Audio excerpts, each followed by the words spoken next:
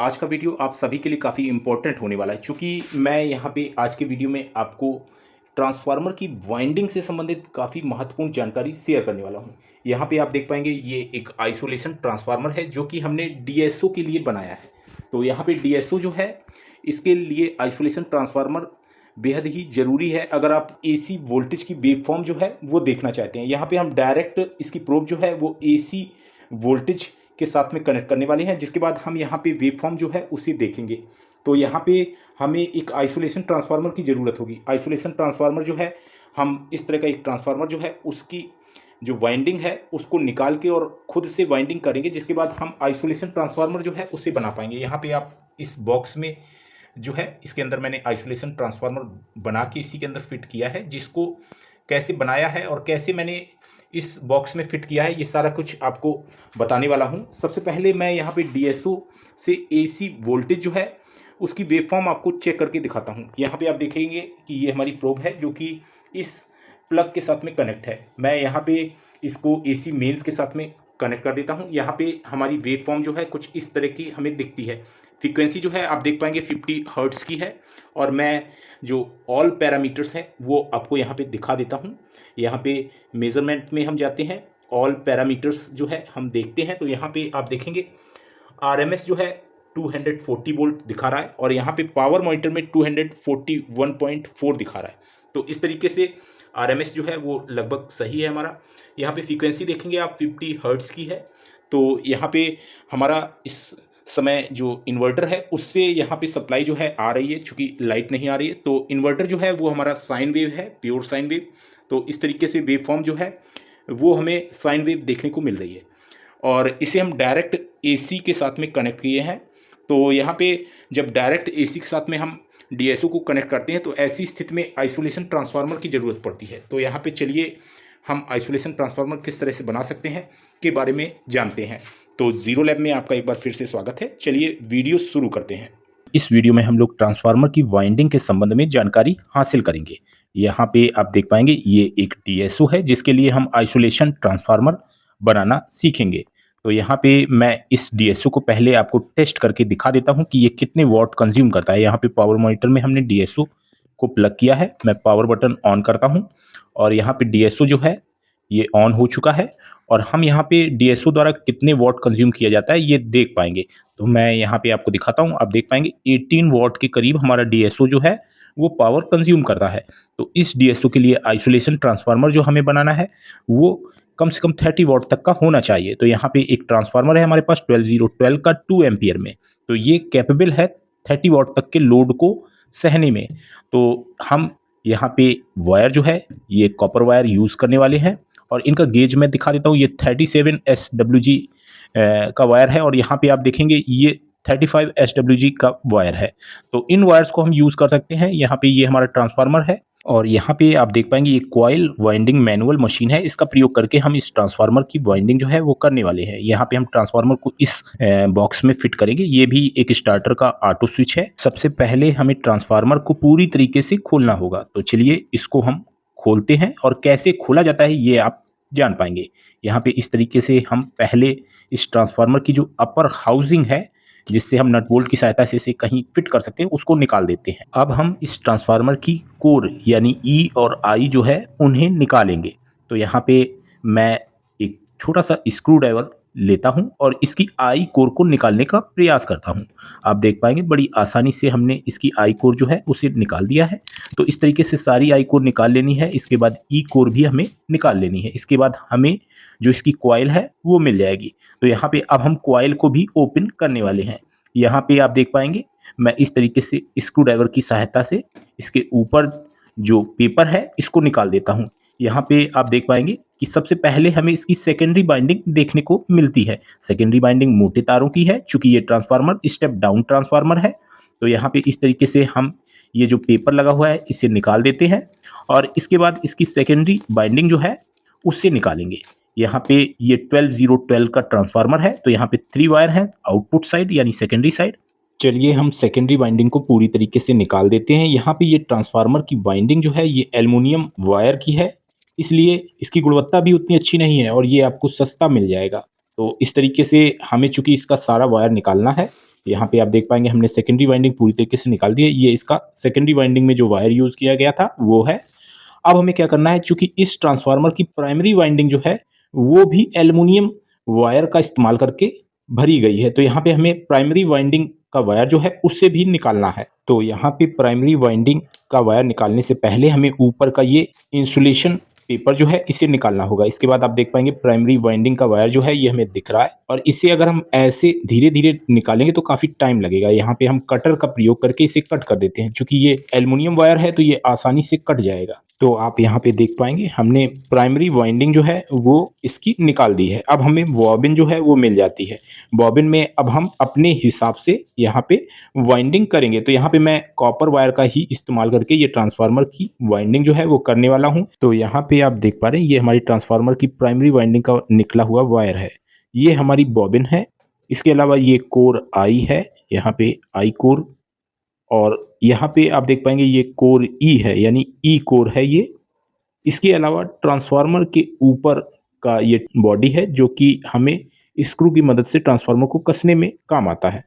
चलिए अब हम वाइंडिंग वायर जो है वो 37 एसडब्ल्यूजी यानी 37 गेज का वायर जो है वो लेंगे। यहाँ पे 35 गेज का वायर भी आप ले सकते हैं। वाइंडिंग टर्न्स जो हैं वो अलग होंगे तब। चलिए बॉबिन को अब हम वाइंडिंग वायर द्वारा प्राइमरी वाइंडिंग भरते हैं।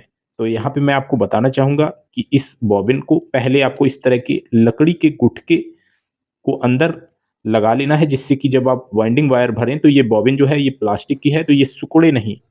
तो यहाँ पे इस तरीके से चूँकि जो हमने लकड़ी का गुटका लगाया है वो थोड़ा साइज़ में छोटा है, तो यहाँ पे हम उस स्पेस को भर देते हैं और यहाँ पे आप देख पाएँगे इस लकड़ी के गुटके में एक छेद है। तो यहाँ पे हम इसे मैनुअल कॉइल वाइंडिंग मशीन में अब फिट करेंगे। यहाँ पे आप देख पाएँगे मैनुअल कॉइल वाइंडिंग मशीन जो है कुछ इस तरह की होती है और इसमें हम ये जो बॉबिन है इसको फिट कर सकते हैं।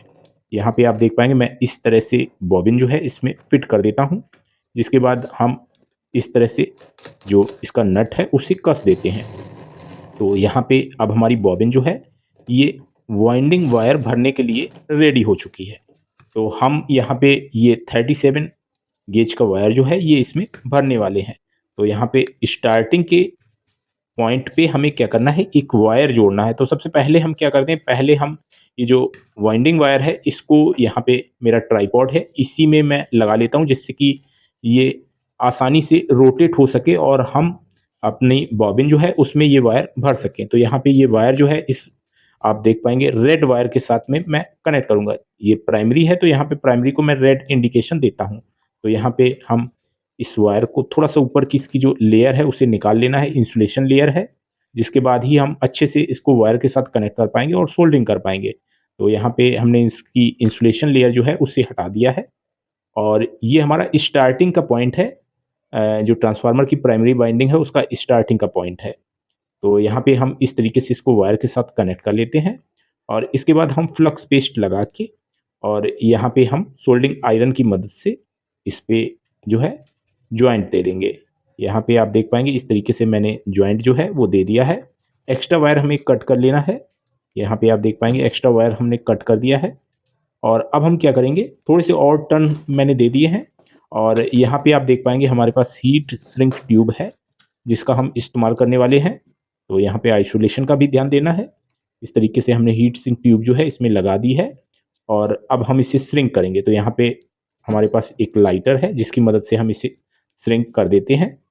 यहाँ पे आप देख पाएँगे इस तरीके से मैंने श्रिंक कर दिया है, चूँकि ये कहीं पे टच ना हो। जब हमारी प्राइमरी बाइंडिंग का स्टार्टअप पॉइंट है, ये अगर खुला रहेगा तो जो स्टार्टिंग के हमारे टर्न्स हैं उनके साथ सॉर्टिंग होने के चांसेस हो सकते हैं और अगर एक बार सॉर्टिंग होती है तो वो फिर काफ़ी ज़्यादा तेज़ी से भी हो सकती है। तो इसलिए हमें विशेष तौर पे इंसुलेशन का ध्यान देना है और अब हमें वाइंडिंग टर्न जो है वो लगानी है। तो यहाँ पे मैं आपको बताना चाहूँगा वाइंडिंग टर्न जो है वो प्राइमरी और सेकेंडरी में सेम रहेंगे। आप देख पाएँगे कहाँ से स्टार्टिंग करते हैं, चूँकि ये जो कॉइल वाइंडिंग मशीन है इसका 1 टर्न 10 टर्न के बराबर है। तो इस तरीके से मैंने स्टार्टअप किया और यहाँ पे आप देख पाएँगे कि मैं इस तरीके से वाइंडिंग जो है प्राइमरी साइड कर रहा हूँ और यहाँ पे मुझे 1750 टर्न्स लगाने हैं और जब हमारा एंड का पॉइंट निकलेगा उसमें फिर से हम एक रेड वायर जो है उसे कनेक्ट करेंगे तो इस तरीके से प्राइमरी बाइंडिंग जो है ये कंप्लीट हो जाएगी। आप देख पाएँगे कि हमारी जो प्राइमरी बाइंडिंग है वो लगभग-लगभग कंप्लीट हो चुकी है और अब हम उसका एंड पॉइंट जो है उससे एक रेड वायर जो कि हमारा प्राइमरी बाइंडिंग इंडिकेट करेगा, वो कनेक्ट करेंगे। तो यहाँ पे सबसे पहले इंसुलेशन लेयर जो है हमें वायर के ऊपर की निकाल लेनी है, जिसके बाद ही हम जो वायर है उसे सोल्डिंग कर पाएँगे। तो यहाँ पे इस तरीके से मैं इसको टर्न देके इसके ऊपर कर देता हूँ और जिसके बाद हम फ्लक्स लगा के और इसमें सोल्डिंग कर देंगे। तो यहाँ पे जॉइंट जो है वो मजबूत होना चाहिए। तो यहाँ पे आप देख पाएँगे हमने जॉइंट जो है उसको सोल्डिंग आयरन की मदद से मजबूत कर दिया है और अब हम एक्स्ट्रा वायर जो है उसे कट कर देते हैं। इसके बाद हम इस जॉइंट को आइसोलेट कर देते हैं। यहाँ पे हीट श्रिंक ट्यूब को हम गैस लाइटर की मदद से इस जॉइंट पे श्रिंक कर देंगे। यहाँ पे अब हमें एक्स्ट्रा हीट श्रिंक ट्यूब जो है उसे कट कर देना है और इसके बाद हम क्या करेंगे कि इसको इस तरीके से टर्न दे देंगे वायर पे ही, चूँकि वायर एक्स्ट्रा है और इसके बाद जो हमारी बॉबिन में स्पेस है, यानी खाँचे बने हैं, उन्हीं में हमें इसे एडजस्ट कर देना है। यहाँ पे आप देख पाएँगे अब हमारी प्राइमरी बाइंडिंग जो है, इसे अब हमें आइसोलेट करना है। तो यहाँ पे इस तरह का पेपर जो है, इसको हम एक लेयर इसके ऊपर लगा देंगे, जिससे कि प्राइमरी बाइंडिंग जो है, वो आइसोलेट रहे, सेकेंडरी बाइंडिंग के संपर्क में ना आए। अगर किसी कारणवश हीट होती है, तो सेकेंडरी बाइंडिंग के संपर्क में नहीं आना चाहिए। तो यहाँ पे पेपर की हमने केवल एक लेयर लगाई है, अभी हम और भी लेयर इस पे लगाएँगे। पहले मैं इसे टेप की सहायता से यहाँ पे एडजस्ट कर देता हूँ। जैसा कि आप देख पा रहे हैं, मैं यहाँ पे फाइबर ग्लास टेप जो है इसका इस्तेमाल कर रहा हूँ, क्योंकि मुझे ऐसा लगता है कि ये थोड़ा-सा ज़्यादा बेटर रहेगा और यहाँ पे मैं इस तरीके से फाइबर ग्लास टेप जो है, इसकी मदद से ये पेपर जो है इसे इसी पे फिट कर देता हूँ और इसके बाद हम फाइबर ग्लास टेप की ही इसमें और भी लेयर लगाएँगे। तो यहाँ पे हमने पेपर को इस तरीके से फिक्स कर दिया है और अब हम फाइबर ग्लास टेप की 2 लेयर यहाँ पे लगाने वाले हैं। चूँकि कॉर्नर से जब हम सेकेंडरी बाइंडिंग भरेंगे, तो खिंचाव के कारण जो वायर है वो हो सकता है नीचे पहुँच जाए। तो इस चीज़ का आपको विशेष ध्यान देना है कि वायर जो है वो कॉर्नर साइड से हमारा नीचे नहीं जाना चाहिए। तो कॉर्नर साइड पे आपको अच्छे से टेपिंग कर देनी है। यहाँ पे बहुत ज़्यादा चांस रहते हैं कि जो प्राइमरी बाइंडिंग है उससे सेकेंडरी बाइंडिंग का वायर जो है वो कॉर्नर से ही संपर्क में आए। तो इस चीज़ का आपको विशेष ध्यान देना है। हमारा जो फाइबर ग्लास टेप है उसकी चौड़ाई कम थी, इसलिए हमें दोनों साइड इस तरह से एक-एक लेयर जो है वो लगानी पड़ रही है और इस लेयर की वजह से प्राइमरी बाइंडिंग का वायर जो है वो सेकेंडरी बाइंडिंग के वायर के संपर्क में नहीं आएगा। तो यहाँ पे आप देख पाएँगे मैंने इस तरीके से आइसोलेशन लेयर जो है उसे लगा दिया है। अब हम सेकेंडरी बाइंडिंग जो है वो करने वाले हैं। तो यहाँ पे आप देख पाएँगे हमारा सेकेंडरी बाइंडिंग का वायर जो है वो सेम गेज का रहेगा और यहाँ पे हम वायर को इस तरीके से स्क्रैच कर लेते हैं, जिससे कि हम एक अच्छा जॉइंट जो है वो बना सकें और ये सेकेंडरी बाइंडिंग का स्टार्टिंग पॉइंट है, इसे हम येलो वायर के साथ में कनेक्ट करेंगे। तो ये हमें प्राइमरी और सेकेंडरी वायर जो है वो कलर कोड के हिसाब से समझ में आ जाएगा। तो यहाँ पे हमारी सेकेंडरी बाइंडिंग का स्टार्टिंग पॉइंट आप देख पा रहे हैं, इस तरीके से हम बना लेते हैं और यहाँ पे मैं एक्स्ट्रा वायर जो है उसे कट कर देता हूँ। सारी प्रक्रिया पहले की तरह रहेगी। यहाँ पे हम फ्लक्स का इस्तेमाल करके इस जॉइंट को सोल्डिंग आयरन की मदद से मजबूत कर देते हैं।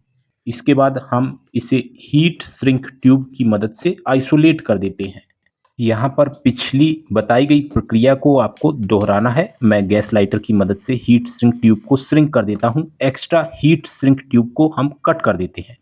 इसके बाद ये स्टार्टिंग पॉइंट जो है, इसे मैं इस तरीके से टर्न दे देता हूँ वायर का थोड़ा-सा और यहाँ पे आप देख पाएँगे हमारा प्राइमरी बाइंडिंग जिस साइड है उसके जस्ट अपोजिट साइड किसी एक खाँचे में हम इस तरीके से ये वायर जो है इसे फिट कर देते हैं। इसके बाद अब हम ये जो आप वायर देख पा रहे हैं, इन्हें टेप की मदद से यहीं पे फिक्स कर देंगे, जिससे कि जब हम यहाँ पे वाइंडिंग करें तो ये वायर जो है इधर-उधर ना जाएँ और हमें वाइंडिंग करते समय दिक्कत ना आए। तो इस तरीके से मैं टेप की मदद से ये जो वायर हैं इन्हें एक जगह पे फिक्स कर देता हूँ। अच्छे से फिक्स करना ज़रूरी है, चूँकि वाइंडिंग करते समय ये दिक्कत दे सकते हैं। तो यहाँ पे मैं अच्छे से टेपिंग कर देता हूँ, जिसके बाद हम सेकेंडरी बाइंडिंग जो है उसे भरना चालू करेंगे। यहाँ पे आप देख पाएँगे अब मैं सेकेंडरी बाइंडिंग जो है वो भर रहा हूँ और मुझे पिछली बार की तरह ही 1750 टर्न देने हैं। स्टार्टिंग पॉइंट हमने देख लिया किस जगह से हमने स्टार्ट किया है और इस तरीके से अब हम जो हमारे टर्न हैं उन्हें कंप्लीट करेंगे। और बीच में मैं एक आध आइसोलेशन लेयर जो है वो लगा दूंगा, जिससे कि थोड़ा सा हमें सेफ्टी रहेगी और सॉर्टिंग के चांसेस नहीं होंगे। इस तरीके से आप देख पा रहे हैं हमें पूरे 1750 टर्न, जैसा कि हमने प्राइमरी बाइंडिंग में लगाए थे उसी तरीके से सेकेंडरी बाइंडिंग में भी लगाने हैं। यहाँ पे बाइंडिंग करते समय हमारी रील का वायर जो है वो खत्म हो गया था, तो अब हम यहाँ पे एक जॉइंट लगाएंगे। वायर गेज सेम रहना चाहिए और इस तरीके से हम स्क्रैच कर लेते हैं। जिसके बाद आप यहाँ पे देख पाएंगे हम एक मजबूत जॉइंट लगाएंगे। तो इस चीज़ का आपको विशेष ध्यान देना है, अगर कहीं पे वायर आपका ब्रेक होता है तो एक मजबूत जॉइंट आपको लगाना होगा और उसको अच्छे से आइसोलेट करना होगा। यहाँ पे आप देख पाएंगे हमने जॉइंट को सोल्डिंग आयरन की मदद से मजबूत भी किया है। यहाँ पे स्पार्क वगैरह ना आए, चूंकि अगर सोल्डिंग आयरन से हम जॉइंट कर देते हैं तो स्पार्किंग के चांस नहीं रहते हैं, जॉइंट मजबूत हो जाता है। अब हम यहाँ पे अच्छे से इस जॉइंट को आइसोलेट कर देते हैं कि ये हमारे बाइंडिंग के संपर्क में आके और शॉर्टिंग ना पैदा करे। यहाँ पे आप देख पाएंगे इस तरीके से मैं इस जॉइंट को आइसोलेट कर देता हूँ। जिसके बाद अब हम सेकेंडरी बाइंडिंग को कंप्लीट करेंगे। यहाँ पे हमने 1600 टर्न जो हैं वो लगा दिए हैं और अब हमें 150 टर्न अभी और लगाने हैं। वायर हमारा कम पड़ गया था। इस तरीके से आप देख पाएंगे 150 टर्न हम और लगा चुके हैं और अब मैं यहाँ पे कट कर देता हूँ। और अब हमें पहले की तरह सेकेंडरी बाइंडिंग का एंड पॉइंट जो है उसे आइसोलेट करके और जो वायर है उसे बाहर निकाल लेना। यहाँ पे आप देख पाएंगे मैंने हीट सिंक ट्यूब भी इसमें लगा दी है और अब मैं पहले टेपिंग कर देता हूँ और इसके बाद ऊपर हमें अच्छे से टेपिंग करनी है, चूंकि यहाँ पे कोर अब हम लगाएंगे। तो यहाँ पे आप देख पाएंगे प्राइमरी बाइंडिंग रेड वायर और सेकेंडरी बाइंडिंग येलो वायर है और ये दोनों वाइंडिंग आपस में सेपरेट हैं। और यहाँ पे आप देख पाएंगे कोर जो है इसमें प्रॉपर तरीके से आ पा रही है और गैप भी ठीक ठाक है। अब हम क्या करेंगे, यहाँ पे हम फाइबर ग्लास टेप का ही इस्तेमाल करेंगे और अच्छे से इस पे टेपिंग करेंगे कि हमारी जो कोर है वो वाइंडिंग वायर को स्क्रैच ना करे। तो यहाँ पे अच्छे से टेपिंग हमें कर लेनी है, अच्छे से आइसोलेट कर देना है, जिसके बाद ही हम इसमें कोर जो है उसे भरेंगे। तो यहाँ पे मैंने 2-3 लेयर आप देख पाएंगे फाइबर ग्लास टेप की लगा दी है और इसके बाद मैं अब कोर जो है उसे भरने वाला हूँ। कोर भरने से पहले आपको ये श्योर कर लेना है कि हमारी कोर जो है वो हमारी सेकेंडरी बाइंडिंग जो हमने भरी है उसको कहीं से भी उसके वायर को कट ना करे। तो इस तरीके से स्टार्टिंग करते समय आपको सिंगल सिंगल ई कोर भरनी है। इसके बाद जब आप 2 कोर लगा लेंगे इसके बाद डुअल डुअल कोर जो है आपको इस तरीके से फिल करनी है और ट्रांसफार्मर की सभी कोरें इसी तरीके से आपको फिल कर देनी है। यहाँ पे आप देख पाएंगे मैंने पहले स्टार्टअप किया था तो सिंगल सिंगल, इसके बाद डबल डबल और लास्ट में फिर आपको सेकेंड लास्ट सिंगल लगानी है और सबसे लास्ट वाली भी सिंगल लगानी है। इसके बाद कुछ कोरें आपकी बच जाएंगी जिनको आपको क्या करना है, क्योंकि आपने डुअल डुअल कोर लगाई है तो उन्हीं में से किसी 2 कोरों के बीच में आपको बाकी बची हुई कोर जो है उसे इस तरीके से फिक्स कर देंगे। जैसा कि आप यहाँ पे देख पा रहे हैं मैं इन्हीं 2 कोरों के बीच में ये बची हुई कोर जो है इन्हें इस तरीके से फिट कर देता हूँ। और ऐसे ही आपको ट्रांसफार्मर जो है कोई भी ट्रांसफार्मर होगा उसकी बाइंडिंग करनी होती है। यहाँ पे अब हम इसे प्लास की मदद से टाइट कर देंगे और इसके बाद अब हम आई कोर जो है उससे भरेंगे। तो यहाँ पे ई कोर हमारी ट्रांसफार्मर में भर चुकी है और अब हम आई कोर भरते हैं। तो आई कोर को आपको गैप के हिसाब से भरना है। गैप आप जहाँ पे देखेंगे सिंगल अगर डली है तो वहाँ पे सिंगल आई कोर डलेगी और जहाँ पे डबल है वहाँ पे डबल, या जहाँ पे आपने और भी कई कोरें 2 कोरों के बीच में लगाई थी वहाँ पे आप उतनी ही संख्या में आई कोर भरेंगे। तो यहाँ पे गैप को देख के ही आपको आई कोर जो है उसे भरना होगा। तो इस तरीके से आप देख पाएंगे हमारा ट्रांसफार्मर जो है वो रेडी हो चुका है। अब हम इसकी टेस्टिंग करते हैं। तो यहाँ पे हम पावर मॉनिटर से टेस्ट करते हैं विदाउट लोड ये कितने वॉट जो है पावर कंज्यूम करेगा, ये हम देख पाएंगे। प्राइमरी साइड जो है वो हमारे रेड वायर है और सेकेंडरी साइड येलो वायर है। हालांकि आप येलो वायर को भी प्राइमरी साइड बना सकते हैं। यहाँ पे आप जो वॉटेज है वो देख पाएंगे कितने वॉट ये कंज्यूम कर रहा है। 4.2 वॉट के करीब ये पावर कंज्यूम कर रहा है। चलिए मैं इसको येलो वायर जो है इस पे सप्लाई देके देखता हूँ। चूंकि वाइंडिंग के टर्न जो है प्राइमरी और सेकेंडरी साइड बराबर हैं तो यहाँ पे भी लगभग उतना ही वॉट जो है पावर कंज्यूम होगा। तो आप देख पाएंगे 4.13 या 14 वॉट कंज्यूम कर रहा है। तो ये ट्रांसफार्मर जो है अब हमारा रेडी हो चुका है यूज़ के लिए और ये उतना ही आउटपुट देगा जितना इनपुट में यहाँ पे दिया जाएगा। तो चलिए अब हम टेस्टिंग कर लेते हैं। यहाँ पे मल्टीमीटर के साथ में मैं आपको आउटपुट जो है वो टेस्ट करा देता हूँ। आप यहाँ पे देख पाएँगे मल्टीमीटर की प्रोब के साथ में मैं जो आउटपुट के वायर हैं यानी येलो वायर हैं उन्हें कनेक्ट कर देता हूँ। जिसके बाद हम रेड वायर को पावर मॉनिटर के साथ कनेक्ट करेंगे यानी इनपुट देंगे। यहाँ पे मैं मल्टीमीटर को एसी सेक्शन में लगा लेता हूँ। डिस्प्ले की बैकलाइट ऑन है जिससे कि आपको यहाँ पे वोल्टेज जो है वो शो होगा। मैं यहाँ पे पावर मॉनिटर के साथ में ट्रांसफार्मर पे सप्लाई देता हूँ। आप देख पाएंगे कि इनपुट वोल्टेज 232 वोल्ट है और हमें हमारे मल्टीमीटर में भी 232 वोल्ट दिखा रहा है। इसका मतलब सेम वोल्टेज आउटपुट कर रहा है। तो अब हम इस ट्रांसफार्मर को अपने डीएसओ में यूज़ कर सकते हैं। चलिए हम इसे एक प्रॉपर पैकिंग में करते हैं। यहाँ पे मैं इस तरह का एक बॉक्स जो कि ऑटो स्विच बॉक्स है इसको लेता हूँ। यहाँ पे मैं ये लॉक जो है इन्हें ओपन कर देता हूँ जिससे कि हम इसके ऊपर का जो कवर है उसे निकाल पाएंगे। यहाँ पे हम इस तरीके से ये जो बॉक्स है इसे ओपन कर लेते हैं। इसके अंदर काफ़ी सारे आप देख पाएंगे पार्ट्स लगे हैं जिसमें एक ट्रांसफार्मर एक सर्किट बोर्ड भी है। इन्हें हमें सबको निकाल लेना है और हम एक इस तरह का सॉकेट जो है इस सॉकेट को यहाँ पे फिट करेंगे। तो इसके लिए हमें कट करना होगा। ये एरिया हम इतना कट कर देंगे। मार्किंग करनी है आपको अच्छे से। कटिंग करते समय छोटा बड़ा साइज नहीं होना चाहिए और ये सारे पार्ट्स जो हैं इन्हें हम निकाल देंगे। ये आप देख पा रहे हैं स्क्रू वगैरह हमें सब निकाल देने हैं और ट्रांसफार्मर और किट भी हमें निकाल देनी है। तो चलिए मैं इन्हें निकाल देता हूँ। आप देख पाएंगे मैंने कटिंग भी कर ली है और इस तरीके से ये सॉकेट जो है हमारा इस जगह पे सही पोजीशन में आ पा रहा है। अब हम यहाँ पे इसके अंदर ट्रांसफार्मर जो है उसे प्लेस कर देंगे। आप देख पाएंगे इस तरीके से हमारा ट्रांसफार्मर जो है हम यहाँ पे देखेंगे कि इसमें बिल्कुल परफेक्ट एडजस्ट हो जाएगा। इसको इस तरीके से एडजस्ट करना है, आप देख पाएंगे।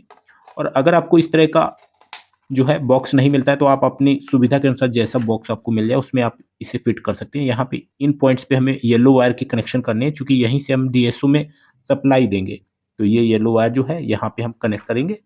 तो मैं सोल्डिंग आयरन की मदद से ये वायर जो है इन्हें कनेक्ट कर देता हूँ। आप देख पाएंगे इस तरीके से हम सोल्डिंग आयरन की मदद से इन वायर्स को सॉकेट जो है हमारा उसके न्यूट्रल और लाइन के पॉइंट्स के साथ कनेक्ट कर देता हूँ। जिसके बाद हम इस सॉकेट को इसकी पोजीशन में ही एडजस्ट कर देंगे। इस तरीके से हमें फिट कर लेना है। यहाँ पे आप देख पाएंगे और ये प्रॉपर तरीके से फिट हो गया है। अब हम क्या करेंगे कि जो रेड वायर है यानी प्राइमरी साइड के वायर इनके कनेक्शन करेंगे। तो यहाँ पे एक हमें प्लग जोड़ना होगा। आप देख पाएंगे ऊपर का जो बॉक्स का कवर था इसी के साथ मैंने इस तरह का एक लीड जो है इसे जोड़ दिया। इसके वायर आप देख पाएंगे। इन वायर को ही हम रेड वायर के साथ में कनेक्ट कर देंगे।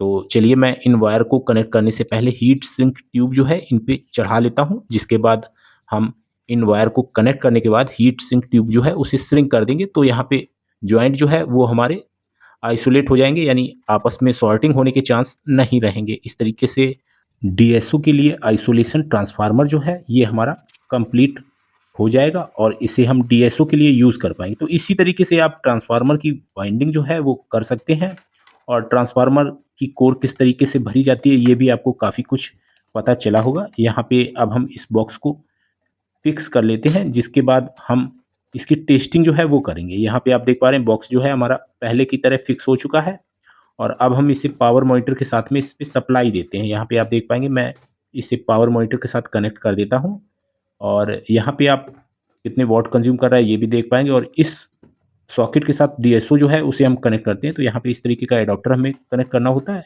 और इसके बाद डीएसओ जो है अब हमारा इस आइसोलेशन ट्रांसफार्मर की वजह से सेफ रहेगा। अब डीएसओ हमारा जैसे हम एसी टेस्टिंग करते हैं तो सॉर्टिंग के चांस नहीं रहेंगे अगर प्रोब गलत हम लगा देते हैं। तो यहाँ पे आप देख पाएंगे इस तरीके से डीएसओ जो है अब हमारा ऑन हो चुका है और यहाँ पे टोटल वॉट जो है वो 27.5 कंज्यूम कर रहा है।